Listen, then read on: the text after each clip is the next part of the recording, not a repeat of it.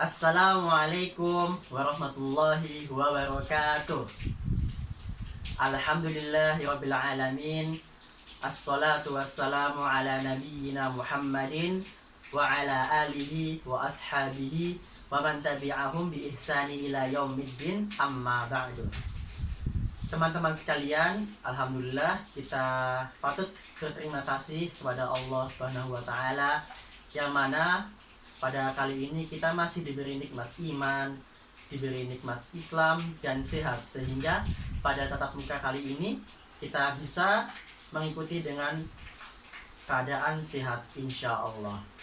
Sebelumnya saya tanya, semuanya sehat? Alhamdulillah. Kalau begitu kita bisa mulai pembelajaran kali ini ya.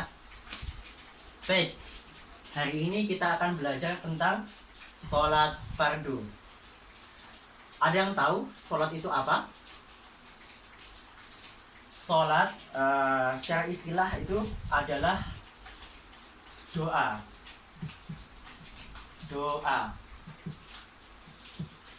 Namun secara istilah sholat adalah ibadah yang tersusun dari perkataan dan perbuatan yang diawali dengan takbir dan diakhiri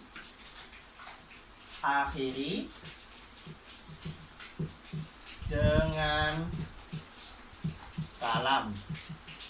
Nah, ini pengertian dari sholat. Sedangkan di sini ada sholat fardu. Apa itu sholat fardu? Ada yang tahu? Ya, betul sekali. Sholat fardu adalah sholat wajib yang dilaksanakan 5 waktu. Nah, dalam agama Islam itu wajib menjalankan ibadah sholat 5 waktu. Ada yang tahu itu sholat apa aja? Ya, benar. Yang pertama ada sholat subuh, kemudian ada sholat duhur, sholat asar, maghrib, kemudian sholat isya. Nah, 5 waktu ini wajib dilaksanakan oleh umat Islam. Kemudian kita bicara tentang kedudukan sholat. Sholat dalam agama Islam merupakan rukun yang ada yang tahu? Ya, sholat adalah rukun Islam yang kedua. Bicara tentang sholat juga merupakan imaduddin. Ada yang tahu apakah itu imaduddin? Imaduddin adalah tiang agama. Wah, kalau dipikir-pikir berarti sholat merupakan sesuatu yang sangat penting dalam agama Islam. Ya, kalau sholat tidak dilaksanakan, maka agama kita akan runtuh, sebab sholat adalah tiang agama. Nah, begitu. Kemudian teman-teman, sholat itu ternyata ada syarat sah dan syarat wajibnya. Ada yang tahu apa aja? Baik, saya jelaskan di sini. Syarat wajib sholat dibagi menjadi 3, ya. Syarat wajib. Yang pertama adalah beragama Islam. Nah, ini adalah syarat mutlak. Kalau tidak Islam maka tidak wajib, karena yang wajib sholat adalah umat Islam. Nah, begitu. Yang kedua adalah balik. Ada yang tahu balik itu apa? Balik adalah dimana seseorang itu sudah mampu, sudah berakal, atau sudah istilahnya kalau biologi itu mengeluarkan cairan putih kalau laki-laki. Kalau perempuan itu mengalami namanya menstruasi. Nah, setelah seseorang mengalami hal itu, maka dihukumi wajib atau dibani kewajiban, salah satunya adalah sholat. Nah, seperti itu. Yang ketiga adalah benar ya, berakal. Kenapa demikian? Hanya yang berakal yang diwajibkan sholat. Karena sebelumnya kita lihat di atas nih, balik ya. Orang yang sudah balik tuh otomatis dia sudah berakal. Dia tahu mana yang baik dan mana yang buruk. Makanya kita dihukumi wajib melaksanakan sholat. Nah, siapa sih yang nggak boleh sholat itu? Yaitu orang yang nggak punya akal, orang gila. Karena dia tidak memiliki atau tidak tahu mana yang baik, mana yang buruk, sehingga dia tidak diwajibkan atau dibebani untuk sholat. Nah, ini ada tambahan satu lagi. Nah, ini khusus untuk kaum perempuan ya. Bebas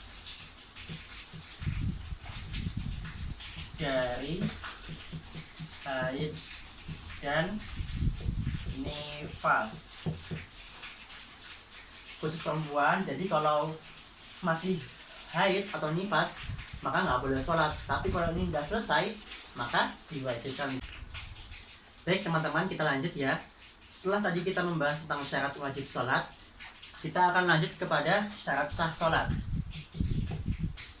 Syarat sah sholat. Di sini ada 5 syarat sah sholat ya. Yang pertama adalah toharoh atau bersuci dari hadas dan najis. Nah, yang pertama kita harus toharoh, bersuci. Kalau sholat kita, sebelum sholat kita adalah berwudu ya teman-teman. Nah, yang kedua adalah suci badan, pakaian, dan tempat sholat. Nah, suci badan. Syarat sah sholat pertama di sini adalah suci badan. Badan kita dipastikan ketika hendak sholat harus betul-betul suci, bersih daripada kotoran dan najis. Nah, misalkan ini kita habis buang air nih, kemudian kita lupa untuk membersihkannya, kemudian kita sholat. Nah, sholat kita itu nggak sah teman-teman. Nah, maka sebaiknya setelah kita buang air, kemudian kita bersuci, nah baru kita sholat. Kemudian pakaian sama halnya dengan badan, pakaian kita harus bersih dan suci. Nah, jangan sampai kita nih habis aktivitas, misalnya habis main lumpur gitu kan, habis itu kita sholat pakai baju yang tadi kita kenakan buat main. Nah, di situ sholat kita tidak sah ya, karena baju kita kotor dan najis, atau mungkin baju kita terkena sipatan selokan gitu ya. Nah, itu sebaiknya kita ganti baju kemudian sholat. Kemudian adalah tempat sholat kita. Tempat sholat juga harus bersih dan suci. Jangan sampai ketika tempat sujud kita ada kotoran cicak, kita tetap sholat. Nah, itu nggak boleh teman-teman. Baiknya kita ambil tisu, kita lap, kita bersihkan, pastikan tidak ada bau dan wujudnya kembali. Setelah itu baru deh kita sholat. Nah, yang ketiga adalah mengetahui waktu sholat tiba. Nah, ini sangat penting ya teman-teman. Jangan sampai nih kita mau sholat isya, tapi ketika matahari masih ada, nah kita nggak sah dong, karena sholat isya kan setelah sholat maghrib ya teman-teman. Nah, jadi kita harus mengulangnya lagi dong, dan sholat yang tadi itu tidak diterima. Nah, pentingnya itulah mengetahui waktu sholat tiba. Yang keempat adalah menutup aurat. Ini sangat penting loh teman-teman. Nah, teman-teman, ada yang tahu nggak batasan aurat laki-laki dan perempuan? Ada yang tahu? Ya, betul sekali. Batas aurat laki-laki adalah dari pusar hingga lutut, sedangkan batas aurat perempuan adalah seluruh tubuh kecuali muka dan telapak tangan. Oke, syarat sah selanjutnya adalah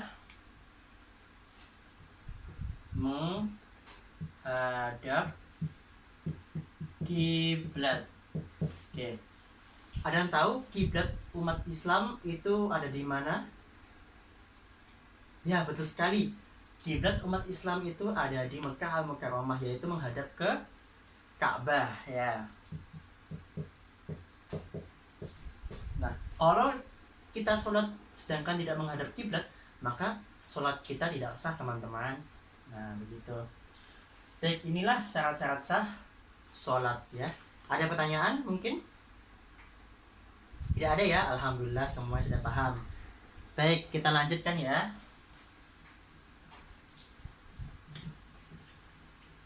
Kemudian yang terakhir adalah rukun sholat.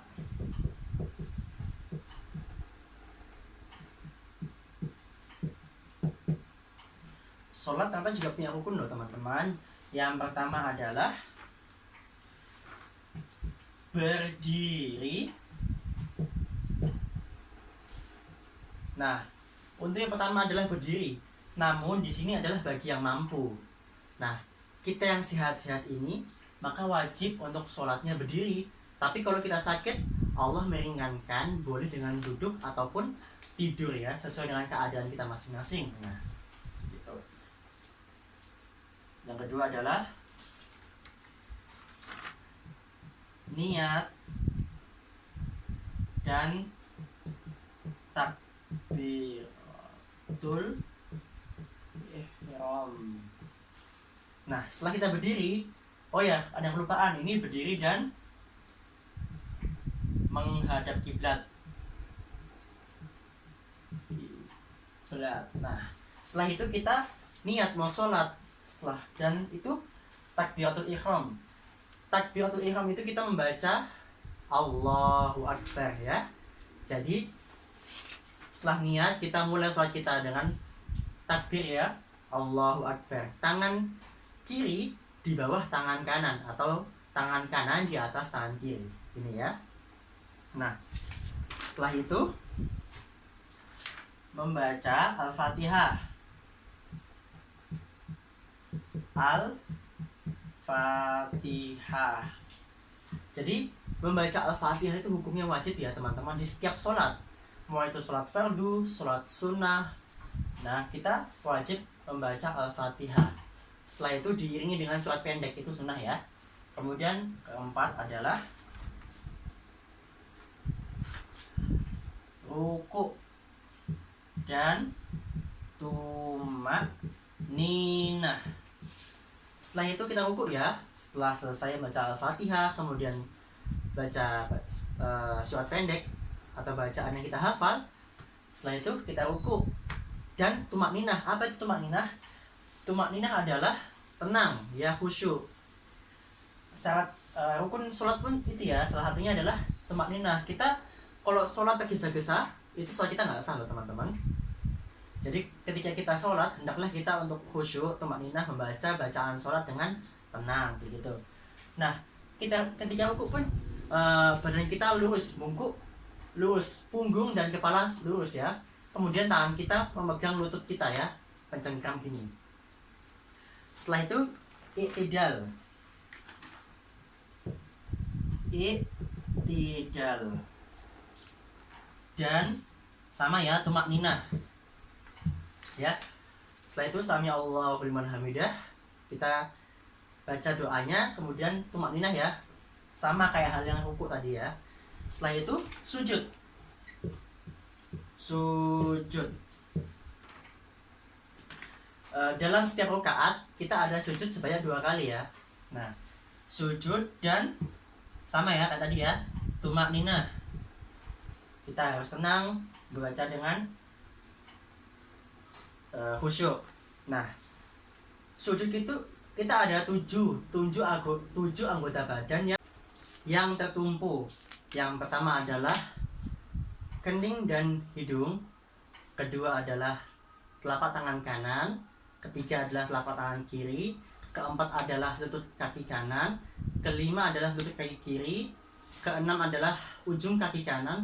Dan yang terakhir adalah ujung kaki kiri. Nah, itu sujud kita ada 7 titik tubuh yang tertumpu ya. Kemudian duduk di antara 2 sujud. Duduk antara dua sujud. Oke, setelah itu nomor 8 ya teman-teman, langsung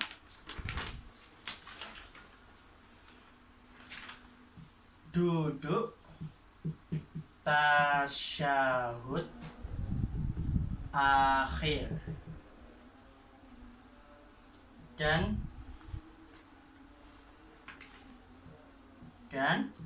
membaca doanya. Nah, setelah sujud kemudian tasyahud akhir, kita hendaklah membaca doa yang at-tahiyat. Nah, nanti insya Allah doa itu kita akan bahas pada pertemuan selanjutnya teman-teman ya. Setelah kita membaca doa at-tahiyat, lanjut kita untuk hendaklah kita membaca sholawat Nabi ya.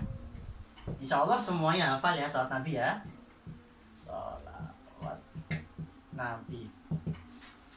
Mungkin ada yang tahu bagaimana pelafalannya?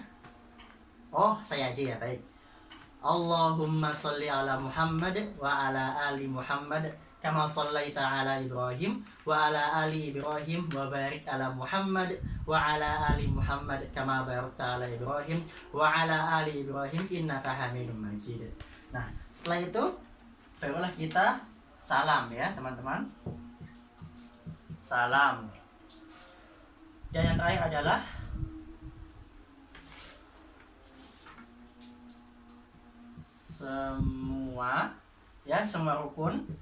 semua rukun dilakukan berurutan ya. Jadi yang terakhir adalah semua rukun sholat tadi dilakukan berurutan. Kalau misalnya nggak urut, maka sholatnya nggak sah. Masa iya setelah takbir kemudian tasyahud akhir? Nggak mungkin kan?